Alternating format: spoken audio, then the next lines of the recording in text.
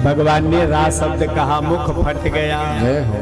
विष को धारण कर लिया। और मैं कह करके दरवाजा बंद करके महाराज कंठ तक विष गया तो याद आ गई, हृदय में तो प्रभु रहते हैं। इसलिए भगवान भोलेनाथ ने विष को कंठ में ही धारण कर लिया तो भगवान का कंठ नीला पड़ गया। बोल नीलकंठ भगवान की जय हो। फिर मंथन हुआ तो महाराज कामधेनु गाय प्रकट हो गई, कामधेनु ने ऋषियों को मिल गई का।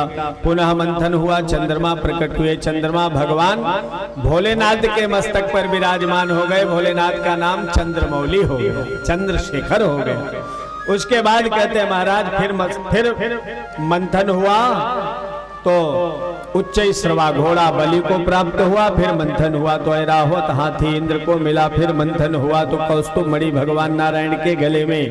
पुनः मंथन हुआ तो रंभादिक अप्सराएं आई, अप्सराएं देवलोक में चली गईं। और पुनः मंथन हुआ तो पारिजात वृक्ष निकला और वह स्वर्ग में स्थापित हो गया।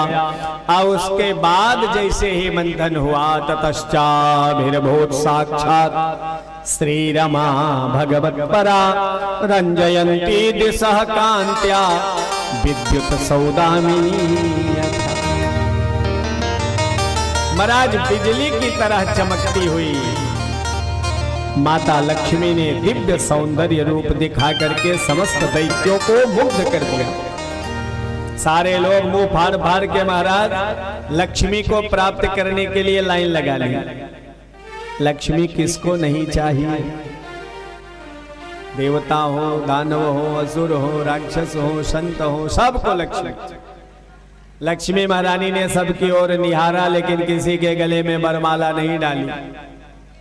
भोलेनाथ भी बैठे हुए हैं लेकिन उनको भी कहा महाराज हो तो आप बड़े तपस्वी, लेकिन आपका स्वरूप ठीक नहीं है, आपका पहनावा ओढ़ावा जो है अच्छा नहीं।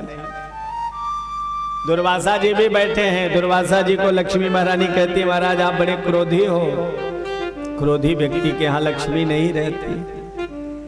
और ढूंढते ढूंढते एकांत में बैठे हुए भगवान नारायण मंद मंद मुस्कुरा रहे हैं। ऐसा लग रहा है लक्ष्मी की उनको आवश्यकता ही नहीं है। और जब नारायण को देखा तो लक्ष्मी मैया के नेत्र चार हो गए। बस करो, यही मेरे लायक ठीक है। क्यों?